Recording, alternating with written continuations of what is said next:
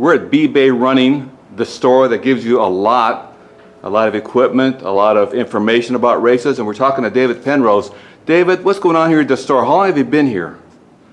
Well, the store, B-Bay Running, is part of a history of the oldest running shoe store in Whatcom County. It's over 21 years old, May of this year.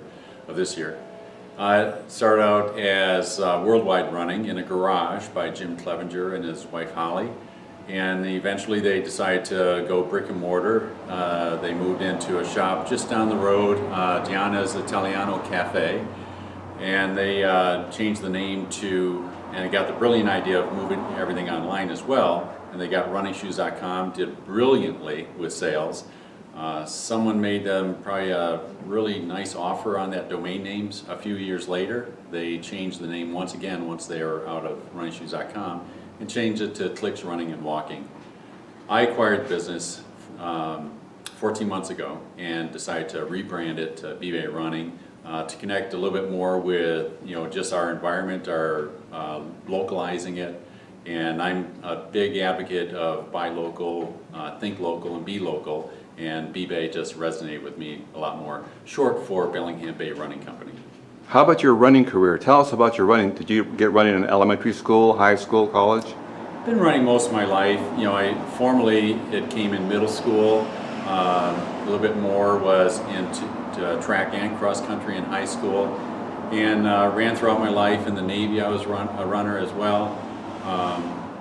But I got into distance running, which is my love today. Marathon and above is where I like doing most of my runs.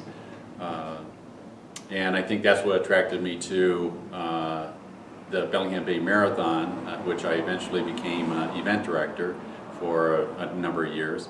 Enjoyed that experience to no end.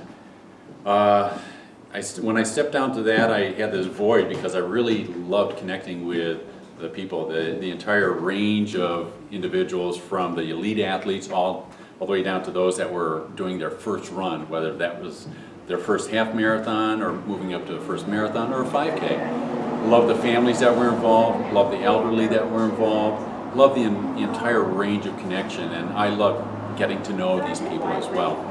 But then I had this void once I stepped down from event director of Bellingham Bay Marathon. When Jim Clevenger approached me and said, "Dave, do you have an interest in this store?" I jumped at the opportunity, and now I'm reconnecting at the same way.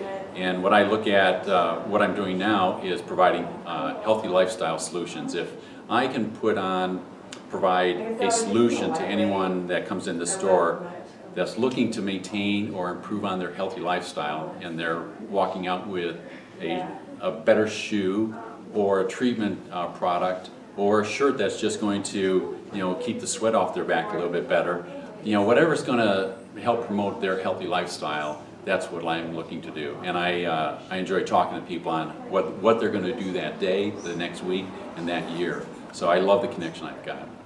Now, when you started running, did you have a coach? I didn't.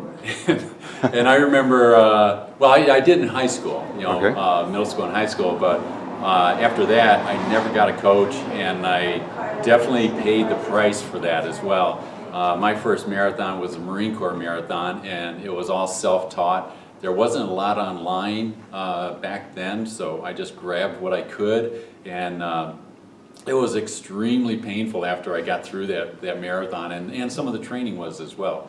But I enjoyed the experience. I think, like many people that run their first marathon, after they're done, and maybe for about 24 hours, 48 hours, they say, "I'll never do that again." But then, that pain subsides, and you get that feeling of the accomplishment that you just did. You've stepped up your life in a way that you've not achieved in any other capacity, and you're fulfilled in a lot of ways. And that resonated with me, and I was starting to look at all my next races and how do I get to a new plateau in that. And so I started training better. Eventually I got some coaching as well. Now, speaking of coaching, do you offer coaching here at B-Bay? We don't, but there's a number of vehicles that are in this area, whether it's Bellingham Fit, Fit School or Everybody's Gym. There's many opportunities for coaching in this area. GBRC is has excellent opportunities for track workouts, and they've got some social runs as well. The Greater Bellingham Running Club. Greater Bellingham Running Club, yeah. Now there's a lot of running clubs, Skagit runners here, up north in Canada. How many people do you think are in the club here in Greater Bellingham? That's a good question. I would guess that there's somewhere in the neighborhood of 1,000 maybe in the membership, but I do not know. That's just a guess. Now how many people come into this? And that's probably, I'm thinking that though that might be adult membership, but if you look at families and everything, my guess is the number is on a head count basis it far exceeds that. How about kids running? You said you support kids running. How do you support the programs? We've made donations to Girls on the Run and other types of family-oriented events, and so we try to support those as best we can.